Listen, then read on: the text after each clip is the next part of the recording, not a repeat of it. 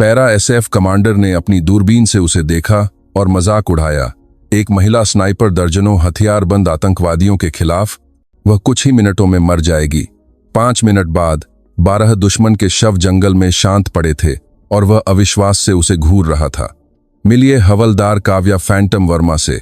28 वर्षीय, गहरे भूरे बाल जो आमतौर पर सामरिक शैली में गुथे हुए थे, हेजल आंखें जो घने जंगल की छत के माध्यम से 100 मीटर की दूरी पर भी हलचल को ट्रैक कर सकती थीं। पिछले 3 सालों से उसने विभिन्न विशेष अभियान इकाइयों के लिए निर्धारित निशानेबाज के रूप में काम किया था, लेकिन ज्यादातर पैरा एसएफ कमांडरों के लिए वह अभी भी सिर्फ वह महिला स्नाइपर थी जिसे उनके मिशन पर उच्च मुख्यालय द्वारा सौंपा गया था। वे शूटिंग रेंज पर उसकी सटीकता का सम्मान करते थे, लेकिन उनमें से कोई भी वास्तव में यह नहीं मानता था कि वह अग्रिम पंक्ति के युद्ध अभियानों से संबंध रखती है। काव्या की पृष्ठभूमि सेना में किसी भी अन्य स्नाइपर से बिल्कुल अलग थी। हिमालय के बियाबान में एक ऐसे पिता द्वारा पाली बढ़ी जो एक मास्टर शिकारी और पूर्व आर्मी रेंजर दोनों थे, उसने ठीक से पढ़ने से पहले ट्रैक करना और गोली चलाना सीख लिया था। उसके बचपन का हर सर्दी का मौसम उन परिस्थितियों में जीवित रहने में बिताया गया था जो अनुभवी सैनिकों को भी चुनौती देंगी। धैर्य, चोरी छिपे और सटीकता सीखना जो किसी भी सैनिक स्कूल में नहीं सिखाया जा सकता था। उसके पिता सूबेदार मेजर रोहित ट्रैकर वर्मा सेवानिवृत्त होकर उत्तराखंड में वाइल्डनेस गाइड बनने से पहले सेना के सबसे अलंकृत स्नाइपरों में से एक थे। उन्होंने काव्या को सिखाया था कि सच्ची निशानेबाजी शूटिंग रेंज पर सही परिस्थितियों के बारे में नहीं थी, यह असंभव परिस्थितियों में असंभव शॉट्स लगाने के बारे में था। जब जिंदगी सर्जिकल सटीकता के साथ रखी गई एक गोली पर निर्भर होती थी। मेरी बच्ची, वह उसे बताते थे जब वे बर्फ से ढके पहाड़ों में बारहसिंगा का पीछा करते थे। कोई भी निशाना लगा सकता है जब सब कुछ सही हो। एक असली स्नाइपर निशाना तब लगाता है जब सब कुछ गलत हो। खराब मौसम, खराब स्थिति, खराब संभावनाएं। तब आपको पता चलता है कि आप वास्तव में किस चीज से बने हैं। रोहित वर्मा ने कारगिल और कश्मीर में स्नाइपर के रूप में 3 टूर किए थे, 89 पुष्टिकृत हत्याओं को जमा किया और सैन्य इतिहास में सबसे घातक निशानेबाजों में से एक के रूप में ख्याति अर्जित की थी। लेकिन सिर्फ एक हत्यारे से अधिक, वह बैलिस्टिक्स, हवा के रुख और सटीक शूटिंग के मनोवैज्ञानिक पहलुओं के एक छात्र थे जो सच्चे स्नाइपरों को केवल निशानेबाजों से अलग करते थे। काव्या की मां की एक कार दुर्घटना में मृत्यु होने के बाद उन्होंने सक्रिय ड्यूटी से इस्तीफा दे दिया था और अपनी बेटी को हिमालय के जंगलों में पालने का फैसला किया, जहां वह कौशल आगे बढ़ा सकें जो सेना नहीं सिखा सकती थी। उनकी कुटिया निकटतम पड़ोसी से 50 किमी दूर थी, जहां सर्दियों में केवल स्नो स्कूटर और गर्मियों में छोटे विमान द्वारा पहुंचा जा सकता था। काव्या की शिक्षा पत्राचार पाठ्यक्रम से हुई, लेकिन उसका असली सीखना जंगल में हुआ। 12 साल की उम्र तक काव्या मीलों तक बर्फ के माध्यम से घायल जानवरों को ट्रैक कर सकती थी, उन सूक्ष्म संकेतों को पढ़ सकती थी जो ज्यादातर अनुभवी शिकारी याद करते थे। 14 साल की उम्र में वह उन राइफलों का उपयोग करके 800 मीटर से अधिक की दूरी पर जानवरों पर लगातार निशाना लगा रही थी, जिन्हें उसके पिता ने अत्यधिक लंबी दूरी की शूटिंग के लिए संशोधित किया था। 16 साल की उम्र तक वह हफ्तों तक अकेले जंगल में जिंदा रह सकती थी, जमीन पर रहकर और बिना कोई निशान छोड़े इलाके में घूम सकती थी, जिसका अनुभवी ट्रैकर्स भी पीछा नहीं कर सकते थे। उसके पिता ने उसे तनाव में सटीक शूटिंग के लिए आवश्यक मानसिक अनुशासन भी सिखाया था। शिकार करने वाले ब्लाइंड्स में घंटों निश्चल रहना, सही शॉट का इंतजार करना जबकि मच्छर भिन्न भिनाते रहे और मौसम की स्थिति लगातार बदलती रहे। एक अकेले निशाने को दिनों तक ट्रैक करने का धैर्य, उसके पैटर्न और आदतों को सीखना, उस एक शॉट को लेने से पहले जो मायने रखता है। गोली चलाना आसान हिस्सा है, वह नैतिकता और जिम्मेदारी के बारे में उनकी शाम की चर्चाओं के दौरान समझाते थे। कोई भी मूर्ख ट्रिगर दबा सकता है। कठिन हिस्सा यह जानना है कि कब गोली चलानी है, कब नहीं चलानी है और दोनों निर्णयों के परिणामों के साथ जीना है। एक स्नाइपर का सबसे बड़ा हथियार राइफल नहीं है, यह इसके पीछे का दिमाग है। काव्या ने गढ़वाल विश्वविद्यालय से वाइल्डनेस स्टडीज और बैलिस्टिक्स में डिग्री के साथ स्वर्ण पदक प्राप्त करने के बाद सेना में भर्ती ली थी। उसके सैन्य योग्यता परीक्षण चार्ट से बाहर थे। उसके निशानेबाजी के अंकों ने रिकॉर्ड तोड़ दिए और दिक्टाहेला डिकॉर्ड एंडन टिकटीसान से। फील्डक्राफ्ट की उसकी समझ ने उन अनुभवी प्रशिक्षणों को प्रभावित किया जो दशकों से स्नाइपरों को सिखा रहे थे। बुनियादी प्रशिक्षण के दौरान उसके ड्रिल उस्ताद शुरू में पहाड़ों की इस शांत लड़की के बारे में संदेह में थे, जो फॉर्मेशन की तुलना में मैदान में अधिक सहज लगती थी। लेकिन जब उन्होंने राइफल रेंज पर उसका प्रदर्शन देखा, लगातार उन दूरियों पर सही स्कोर शूट करना जहां अन्य रंगरूट निशाना लगाने के लिए संघर्ष करते थे, तो उन्हें एहसास हुआ कि वे किसी असाधारण व्यक्ति के साथ व्यवहार कर रहे थे। उसके स्नाइपर स्कूल के प्रशिक्षक भी उतने ही प्रभावित थे। काव्या के स्कोर सिर्फ सही नहीं थे, उन्होंने उन उन्नत अवधारणाओं की समझ प्रदर्शित की जिन्हें विकसित करने में आमतौर पर सालों लगते थे। वह यंत्र के बिना हवा के बहाव और गोली की गिरावट की गणना कर सकती थी, उन पर्यावरणीय परिस्थितियों को पढ़ सकती थी जिन्हें अन्य छात्र पता नहीं लगा सकते थे, और सबसे महत्वपूर्ण बात यह थी कि उसके पास अत्यधिक दबाव में सटीक शॉट लगाने के लिए मनोवैज्ञानिक स्थिरता थी। लेकिन अपनी असाधारण योग्यताओं के बावजूद काव्या को पुरुष कमांडरों से लगातार संदेह का सामना करना पड़ा, जो उसके लिंग को उसकी क्षमताओं से अलग नहीं कर सकते थे। उसे समर्थन भूमिकाओं में सौंपा गया था, सुरक्षित मिशन दिए गए थे और लगातार याद दिलाया गया था कि अग्रिम पंक्ति का युद्ध प्रशिक्षण अभ्यासों से अलग था।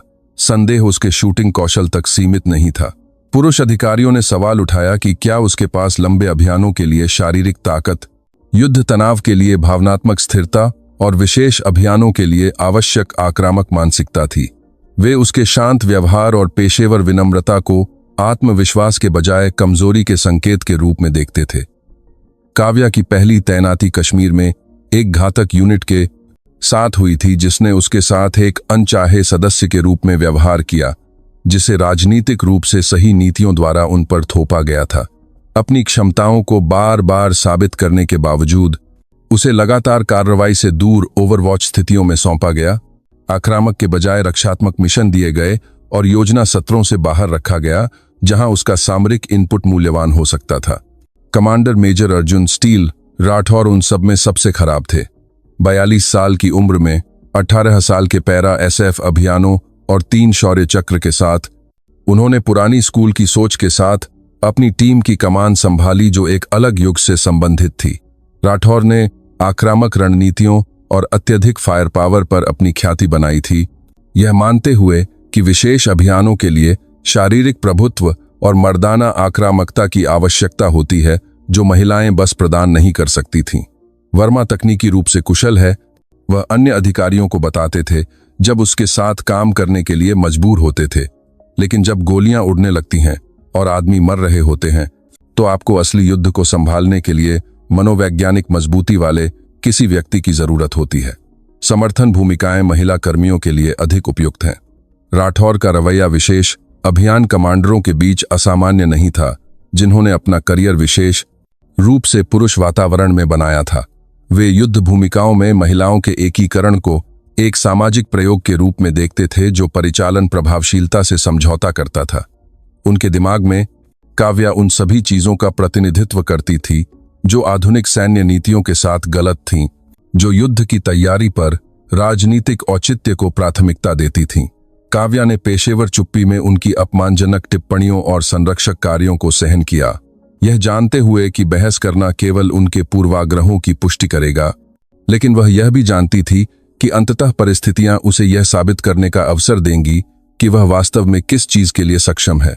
उसने अपना ऑफ ड्यूटी समय राठौर के पिछले अभियानों का अध्ययन करने में, उनकी सामरिक प्राथमिकताओं का विश्लेषण करने और उनकी योजना पद्धति में कमजोरियों की पहचान करने में बिताया था। राठौर एक आक्रामक कमांडर थे जो सीधे दृष्टिकोण और भारी बल को प्राथमिकता देते थे, लेकिन उनका आत्मविश्वास कभी कभी उन्हें सूक्ष्म खतरों के प्रति अंधा कर देता था, जिनके लिए अलग समाधान की आवश्यकता होती थी। वह अवसर ऑपरेशन साइलेंट वज्र के दौरान आया, जो पूर्वी कश्मीर के घने जंगलों में एक वर्गीकृत मिशन था। खुफिया रिपोर्टों ने संकेत दिया कि एक हाई वैल्यू टारगेट HVT, एक आतंकवादी नेता जो गठबंधन बलों पर कई हमलों के लिए जिम्मेदार था, दुश्मन के इलाके में गहराई में एक दूरस्थ परिसर में स्थानीय कमांडरों के साथ बैठक कर रहा था। खुफिया पैकेज व्यापक था लेकिन अधूरा था। सैटेलाइट तस्वीरों ने रक्षात्मक स्थितियों में परिसर का लेआउट दिखाया, लेकिन घने जंगल की छत ने आसपास के क्षेत्रों की दृश्यता को सीमित कर दिया। इलेक्ट्रॉनिक इंटरसेप्ट्स ने सुझाव दिया कि बैठक एक विशिष्ट समय खिड़की के भीतर होगी, लेकिन सुरक्षा कर्मियों की सटीक संख्या अनिश्चित बनी रही। काव्या ने टीम के किसी भी अन्य व्यक्ति की तुलना में खुफिया जानकारी का अधिक सावधानी से अध्ययन किया था, पर्यावरणीय संकेतों को पढ़ने के लिए अपने वाइल्डनेस अनुभव का उपयोग किया जो दूसरों ने याद किया। परिसर के आसपास के जंगलों ने हाल ही की मानव गतिविधि के संकेत दिखाए, रास्ते जो प्राकृतिक होने के लिए बहुत नियमित थे, वनस्पति पैटर्न जो छिपे हुए स्थितियों का सुझाव देते थे, और रक्षात्मक तैयारियां जो आधिकारिक अनुमानों के सुझाव से कहीं बड़ी सुरक्षा बल का संकेत देती थीं। मिशन के मानदंड सीधे थे: लक्ष्य क्षेत्र में घुसना, HVT की उपस्थिति की पुष्टि करना और उसके नेतृत्व परिषद के साथ उसे खत्म करना। लेकिन सामरिक स्थिति सरल के अलावा कुछ भी थी। परिसर घने जंगल से घिरा हुआ था जो रक्षकों के लिए उत्कृष्ट छिपाव प्रदान करता था, और खुफिया जानकारी ने सुझाव दिया कि कम से कम 20 हथियारबंद आतंकवादी सुरक्षा प्रदान कर रहे थे। राठौर की योजना आमतौर पर आक्रामक थी। उनकी 8 सदस्यीय पैरा SF टीम द्वारा सीधा हमला, जिसे एक दूर की स्थिति से ओवरवॉच प्रदान करने वाली काव्या द्वारा समर्थित किया गया था। उनके दिमाग में वह वास्तविक लड़ाई से दूर सुरक्षित रूप से स्थित होगी, किसी भी भटके हुए व्यक्ति को चुनते हुए जो भागने की कोशिश करेगा, जबकि असली योद्धा खतरनाक काम संभालेंगे। वर्मा, तुम यहां ओवरवॉच स्थापित करोगी। राठौर ने टैक्टिकल मैप पर एक स्थिति की ओर इशारा किया जो लक्ष्य परिसर से 800 मीटर से अधिक दूर थी। वहीं रहो, शांत रहो और केवल तभी शामिल होना अगर कोई भागने की कोशिश करे। असली लड़ाई हमारे लिए छोड़ दो। काव्या ने इलाके का सावधानी से अध्ययन किया, ऊंचाई में बदलाव, हवा के पैटर्न और दृष्टि की रेखाओं को नोट किया जिन पर राठौर ने विचार नहीं किया था। उन्होंने जो स्थिति चुनी थी वह परिसर का निरीक्षण करने के लिए सामरिक रूप से ठीक थी, लेकिन अगर उनकी टीम को गंभीर प्रतिरोध का सामना करना पड़ा तो यह उसे प्रभावी समर्थन प्रदान करने की अनुमति नहीं देगी। सर, उसने सावधानी से कहा, अगर मैं यहां इस रिज लाइन पर चली जाऊं तो मेरे पास पूरे पहुंच मार्ग और कई निकास गलियारों का बेहतर कवरेज होगा। मैं टीम के लिए अधिक प्रभावी समर्थन प्रदान कर सकती हूं। राठौर के चेहरे के भाव कठोर हो गए। वर्मा, मैं इन अभियानों की योजना तब से बना रहा हूं जब तुम्हें यह भी नहीं पता था कि राइफल क्या होती है। तुम मेरे द्वारा सौंपी गई स्थिति लोगी और मेरे द्वारा दिए गए आदेशों का पालन करोगी। यह कोई प्रशिक्षण अभ्यास नहीं है जहां तुम्हें सुधार करने को मिले। काव्या ने पेशेवर रूप से सिर हिलाया, लेकिन निजी रूप से उसने उन आकस्मिकताओं के लिए योजना बनाना शुरू कर दिया जिन्हें राठौर का आक्रामक आत्मविश्वास नहीं देख सकता था। उसने टीम के किसी भी अन्य व्यक्ति की तुलना में खुफिया रिपोर्टों का अधिक सावधानी से अध्ययन किया था, और उसने दुश्मन के व्यवहार में पैटर्न देखे थे जो सुझाव देते थे कि यह अभियान उतना आसानी से नहीं चल सकता जितना राठौर उम्मीद करते थे। इंसर्शन, प्रवेश पूरी तरह से हुआ। राठौर की टीम एलीट ऑपरेटरों की अभ्यास की गई चुप्पी के साथ जंगल के माध्यम से आगे बढ़ी, जबकि काव्या ने अपनी स्थिति बिल्कुल वहीं स्थापित की जहां आदेश दिया गया था। अपने स्कोप के माध्यम से वह परिसर को स्पष्ट रूप से देख सकती थी। रक्षात्मक स्थितियों से घिरा इमारतों का एक समूह जो बिल्कुल वैसा ही दिखता था जैसा खुफिया जानकारी ने वर्णन किया था। लेकिन जैसे ही काव्या ने आसपास के जंगल को स्कैन किया, उसे वह विवरण दिखने लगे जो प्रारंभिक टोही में छूट गए थे। दुश्मन की स्थितियां जो सैटेलाइट तस्वीरों से देखे जाने के लिए बहुत अच्छी तरह से छिपी हुई थीं। गतिविधि पैटर्न जो खुफिया अनुमानों से कहीं बड़े सुरक्षा बल का सुझाव देते थे। सबसे की है थ्विल कहा फसाइज सेलेना। महत्वपूर्ण बात, रक्षात्मक तैयारियां जो संकेत देती थीं कि दुश्मन मेहमानों की उम्मीद कर रहे होंगे। उसके स्कोप ने छिपे हुए लड़ाकू स्थितियों का खुलासा किया जिन्हें प्राकृतिक इलाके के साथ घुलने मिलने के लिए विशेषज्ञ रूप से बनाया गया था। रेडियो एंटीना सूखी शाखाओं के रूप में भेष बदले हुए थे। हथियार के भंडार झूठी वनस्पति के नीचे छिपे हुए थे। रक्षात्मक तैयारियां एक मामूली सुरक्षा विवरण के लिए बहुत जटिल थीं। यह एक सावधानी से नियोजित रक्षात्मक नेटवर्क था जिसे किसी भी हमलावर बल को नष्ट करने के लिए डिजाइन किया गया था। फैंटम, यह स्टील है। राठौर की आवाज उसके ईयरपीस के माध्यम से कड़की। हम अपना दृष्टिकोण शुरू कर रहे हैं। ओवरवॉच बनाए रखें और किसी भी गतिविधि की रिपोर्ट करें। काव्या ने अपने स्कोप के माध्यम से राठौर की टीम को ट्रैक किया जब वे परिसर की ओर बढ़े।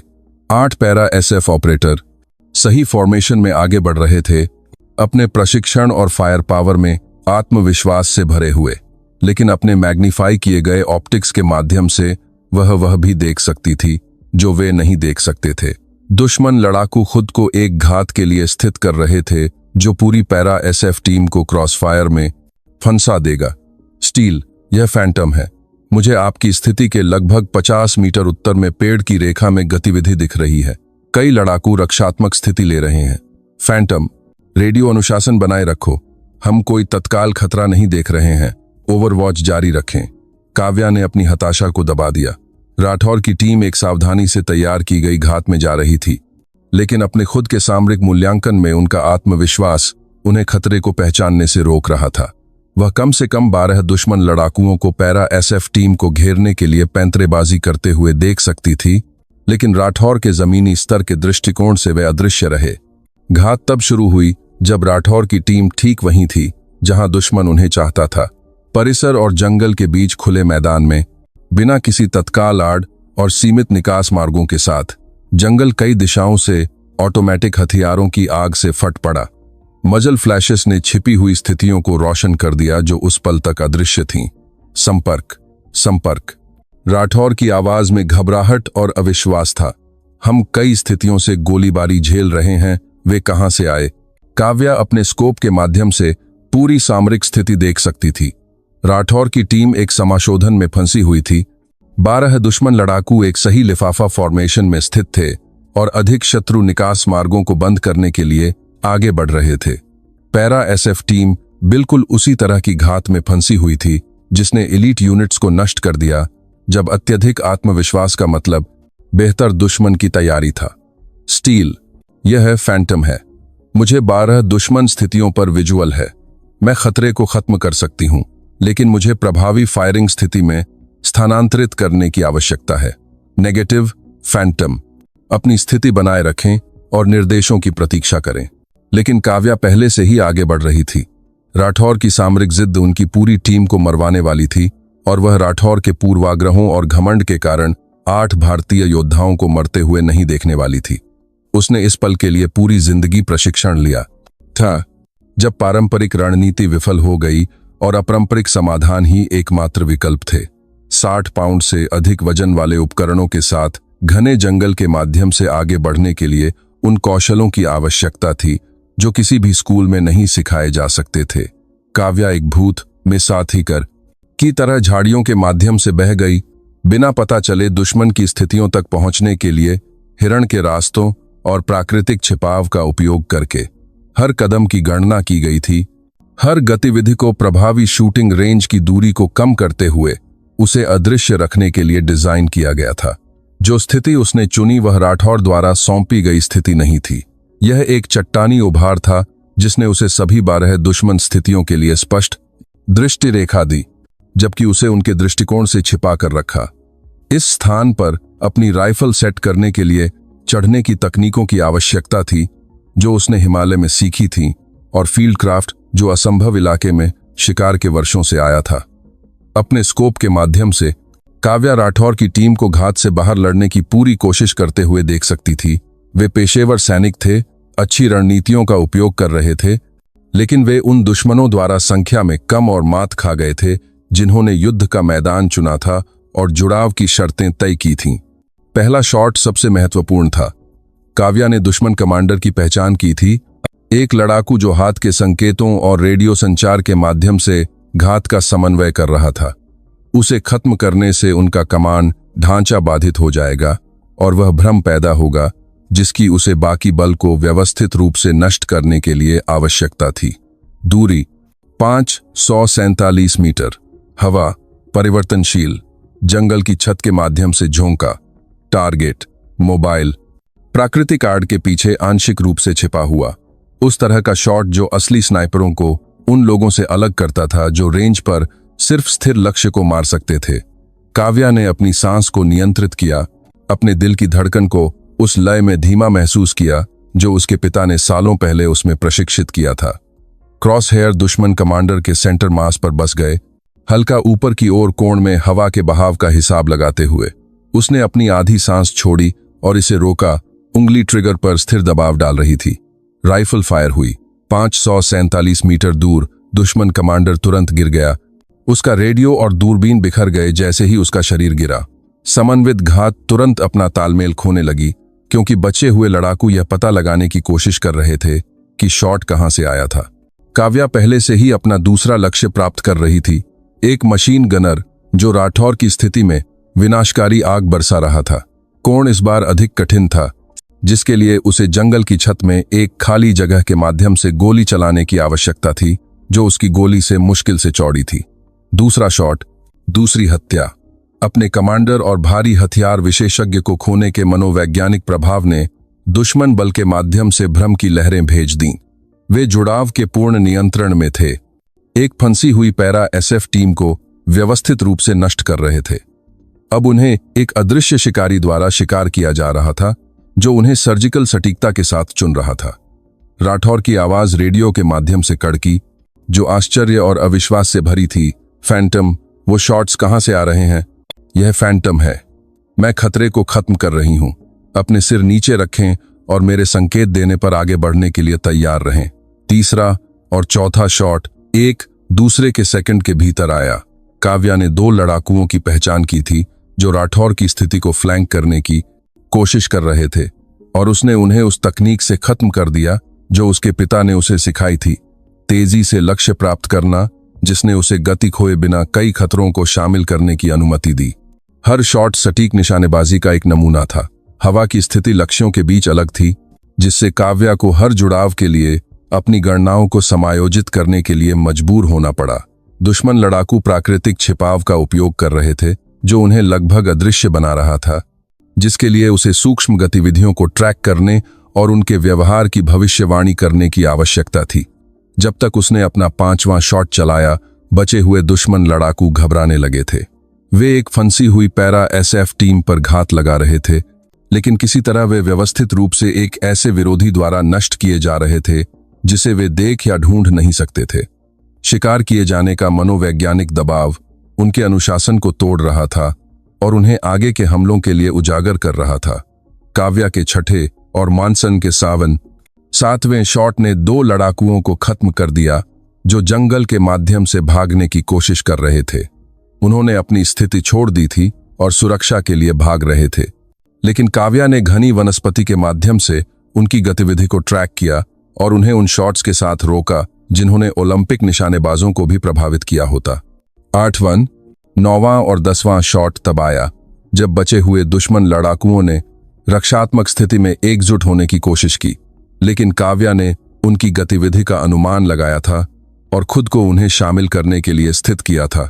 जैसे ही वे खुद को उजागर करते, हर शॉट की गणना अधिकतम प्रभाव के लिए की गई थी। एक पेशेवर हत्यारे की ठंडी दक्षता के साथ खतरों को खत्म करना। क्या आपने कभी किसी को ऐसे स्तर पर प्रदर्शन करते देखा है जो लगभग अमानवीय लगे?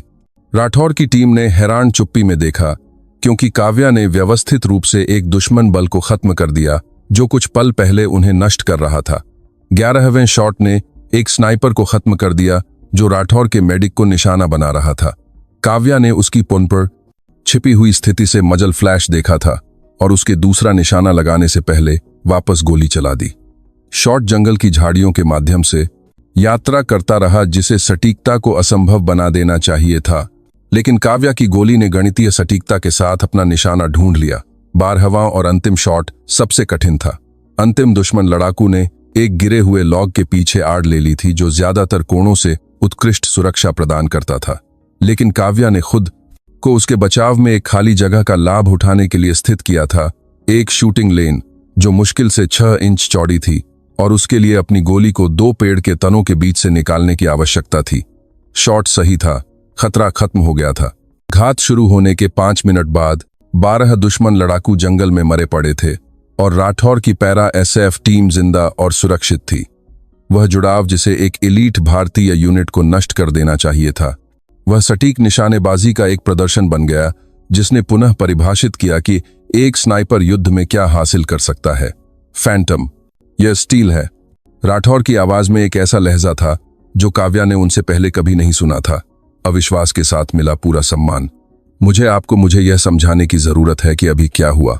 काव्या ने अपनी रेडियो को शांति से किया। खतरा खत्म हो गया सर, इलाका सुरक्षित है। सिफारिश है कि हम प्राथमिक मिशन के साथ जारी रखें। प्राथमिक मिशन HVT को खत्म करना बिना किसी घटना के आगे बढ़ा।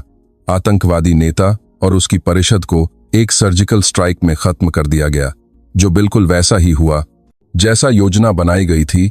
अब जबकि सुरक्षा बल को काव्या की सटीक शूटिंग द्वारा बेअसर कर दिया गया था, लेकिन वह पल जिसने सब कुछ परिभाषित किया वह हेलीकॉप्टर निष्कासन के दौरान आया, जब राठौर कार्गो बे में काव्या के सामने बैठे और उसे बिल्कुल अलग आंखों से देखा।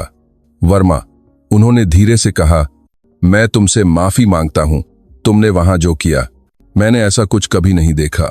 12 निशाने, 5 मिनट, असंभव परिस्थितियों में सही शूटिंग, तुमने मेरी टीम पर हर जान बचाई। काव्या ने पैरा SF कमांडर को देखा, जिन्होंने महीनों तक उसकी क्षमताओं पर संदेह किया था और उसके साथ एक बोझ की तरह व्यवहार किया था। सर, मैं बस अपना काम कर रही थी। नहीं, राठौर ने दृढ़ता से जवाब दिया, तुम अपने काम से कहीं आगे कुछ कर रही थी। तुम वह स्नाइपर बन रही थी जो मुझे कभी एहसास नहीं हुआ कि हमारे पास था। ऑपरेशन साइलेंट वज्र की आफ्टर एक्शन रिपोर्ट्स वर्गीकृत केस स्टडीज बन गईं, जिन्हें दुनिया भर में विशेष अभियान कमानों द्वारा परीक्षण किया गया। काव्या के जुड़ाव का विश्लेषण अत्यधिक दबाव में सटीक निशानेबाजी के एक सही उदाहरण के रूप में किया गया, जिसने स्नाइपर रोजगार के बारे में पारंपरिक सिद्धांतों को चुनौती देने वाले सामरिक नवाचारों का प्रदर्शन किया।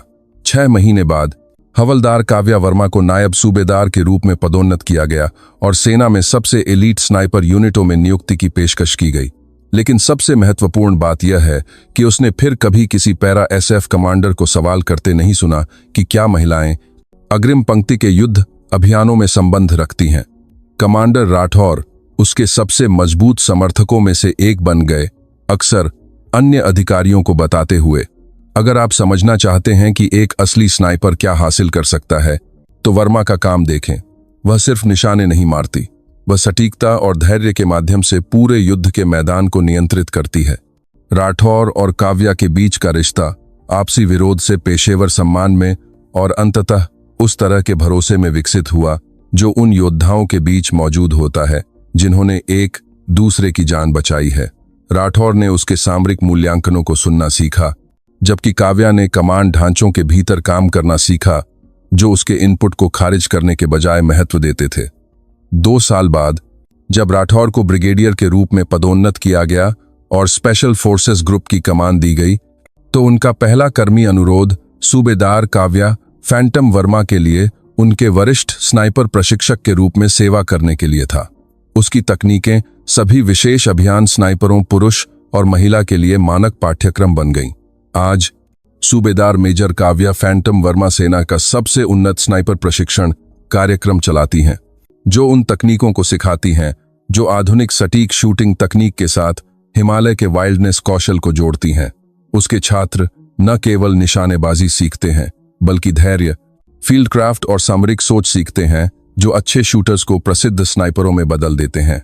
क्या आपको कभी इतनी पूरी तरह से कम आंका गया है कि लोग आपकी सच्ची क्षमताओं को तब तक नहीं देख सके जब तक कि परिस्थितियों ने उन्हें मजबूर नहीं किया? काव्या की कहानी हमें याद दिलाती है कि सबसे खतरनाक धारणाएं वो हैं जो हम प्रदर्शन के बजाय पूर्वाग्रहों के आधार पर लोगों के बारे में बनाते हैं। पैरा SF कमांडर, जिसने उसे सिर्फ महिला स्नाइपर के रूप में खारिज कर दिया था, ने सीखा कि जब गोलियां उड़ रही थीं और जान दांव पर लगी थी तो लिंग अप्रासंगिक था। जो मायने रखता था वह सटीकता, धैर्य और उन परिणामों के लिए जिम्मेदारी लेने की इच्छा थी जो दूसरे हासिल नहीं कर सकते थे। अगर आप मानते हैं कि सच्ची क्षमता तब सामने आती है जब सब कुछ दांव पर होता है, तो इस कहानी को साझा करें, क्योंकि कहीं न कहीं किसी को उनके कौशल के बजाय उनके जनसांख्यिकीय के आधार पर आंका जा रहा है, यह न जानते हुए कि सबको गलत साबित करने का उनका पल आ रहा है। काव्या वर्मा ने 5 मिनट में सिर्फ 12 दुश्मनों को खत्म नहीं किया, उसने उस हर धारणा को खत्म कर दिया कि महिलाएं युद्ध में क्या हासिल कर सकती हैं। कभी हमारी सबसे बड़ी जीत उम्मीदों को पूरा करने से नहीं आती, बल्कि उन्हें इतनी पूरी तरह से पार करने से आती है कि उम्मीदों को खुद बदलने के लिए मजबूर होना पड़ता है।